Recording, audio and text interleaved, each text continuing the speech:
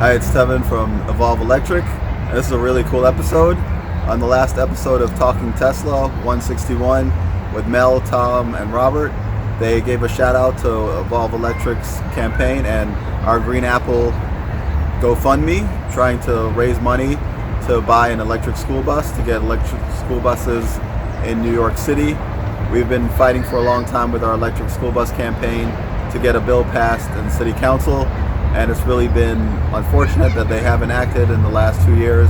We have a bill written, but they haven't taken a vote on it, and the Department of Education also got about $1.5 million last year to do an electric school bus pilot, but that also fell through. And for the second time, they were supposed to do a pilot, but the buses were too wide for the city, so White Plains got those buses and have been running them since last year, the 2018-2019 school year. So we've kind of been frustrated with the city's slow response, and we're hoping to raise enough money, about $300,000, to buy an electric school bus so that we can show New York City's DOE that they can work in the city and that the technology is ready. And it was really cool that Robert, who I've been following and has followed me for a while on Twitter, saw the campaign and gave a shout out on Talking Tesla, which I've been listening to for the beginning. They're my main podcast for Tesla news. You guys are really funny. If you guys haven't listened to them before, you really should. I put a link down in my description to their podcast, their website, and also, of course, our GoFundMe. Please donate anything that you can. It would be really helpful to get this going.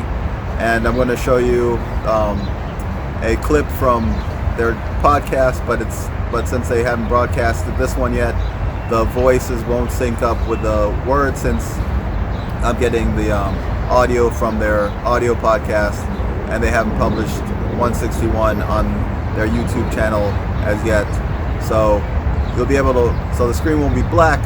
I'm just going to show you a video from another podcast that they did upload, just so that you can see them in the studio, but the audio won't be synced up to the words. All right, thanks for watching. Car on the wall. The next day, I'm like, "You're a stupid car. I hate you." No time for the stupid car. And that's when Tesla 11 shows up. Hey, you know what? Mel got me so excited. Because you know what I thought he was going to say? What they should really come out with is a school bus. Oh. Yes. Because think about it.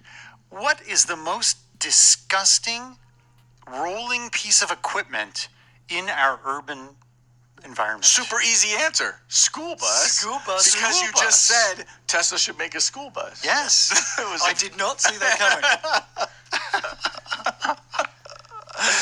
So it's like, I'm picking this up because I had a little Twitter exchange with a fellow who has really devoted himself to this. And of course, right now, his name is Tevin Grant. And he has been like a, how would you say, a man with pants on fire over school buses. His pants are on fire. Releasing a lot of carbon from those burning pants. Yeah, the school buses, we did a story, I think it might have been a while ago, a year and a half ago, where we talked about how terrible school buses were. This is just when, I think it was BYD, what is it? BYD. And we're going to do an article about them next. It's coming up. They were the first to come out with an electric school bus. Now there's a whole bunch of them. Yeah. But they did a study where they looked at the air quality around the school bus and in the school bus. And it turns out that school buses are not really constructed for comfort, if you've ever been in one. They're very uncomfortable. They're not meant to be quiet. Not like a Greyhound bus where you want to go to sleep. No, that's why you got to have your they're AirPods. full of holes, and there's lots of open gaps, and it turns out that the fume concentration in the truck, in the bus, is higher than like anywhere around it on the outside. Well, that's because the children are our future, Robert. Children. And you know what they also don't have? In addition to having carbon monoxide levels that are very high, Yes. they also don't have seatbelts, which drives me crazy. Well, the newer ones, I believe, do. I've been in a school bus with a seatbelt, but because my legs couldn't fit between the two seats, I couldn't actually sit in a way to put on the seatbelt. Now, is it true that these diesel burning, disgusting, horrible, nasty buses also make you stupid? They do.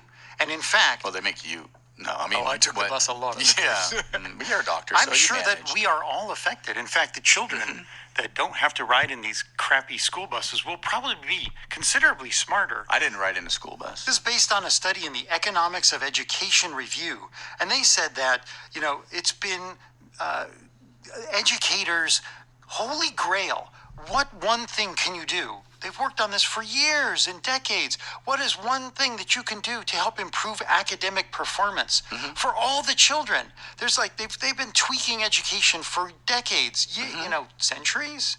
And now this study has drawn a curious link between student smarts and something that many kids are forced to deal with each and every morning. The school bus, the stinky school bus. But only half of America's kids are affected by this, so it's fine. Well, I don't know. Our future. That was sarcasm. We are the world. So put them in an electric school bus, and they're going to get smarter. Yeah. Well, they even found that you could retrofit these school buses with catalytic converters or some other type of emissions reducing systems, and the counties in Georgia, they compared counties, and the counties in Georgia that actually went through and put emissions reducing materials on their school buses, those kids performed better in standardized tests. And they controlled for body mass index or obesity, which was a surrogate of healthfulness. It's pretty compelling, and it just makes so much damn sense. And so electric school buses would be the next best thing. Yeah, if you're buying school buses, buy electric school buses. 25% of the kids in New York City have asthma. That's crazy. That's a huge number. Some form of asthma, yes. That's a huge number, and it's the number one cause of absenteeism. Yeah. Insanity. 25%? That's a huge number. That is unbelievable. Well, not all kids drive in school buses, right? The ones on. But I don't even. They're not mentioning specifically of the kids on school buses. True. They're just saying 25% of the kids. I don't know. Are you saying? That Let me just get me this right. Dirty. Are you saying that pollution is bad for us? Yeah. So we're. What? Well, it's not so bad for saying you that for a long time. You're living in your bougie electric house with your bougie electric cars. Right. But for these poor kids who have to sit in these shitty school buses all the time. Although your house is right across the street from a high school, and the buses, do they not come very close to your homes? They used to, but now there are not so many of them. Yeah, so, anyways, so electricschoolbuscampaign.org, and this guy has a GoFundMe. Sadly, it's not doing very well. No, I think he's recently started it.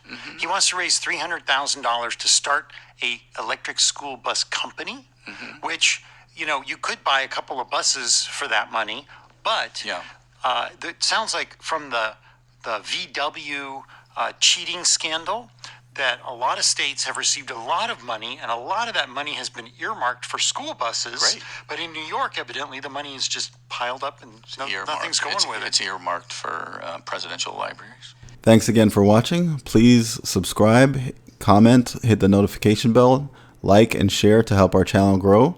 And below you'll find links to our website, Evolv-Electric.org, our Twitter and Instagram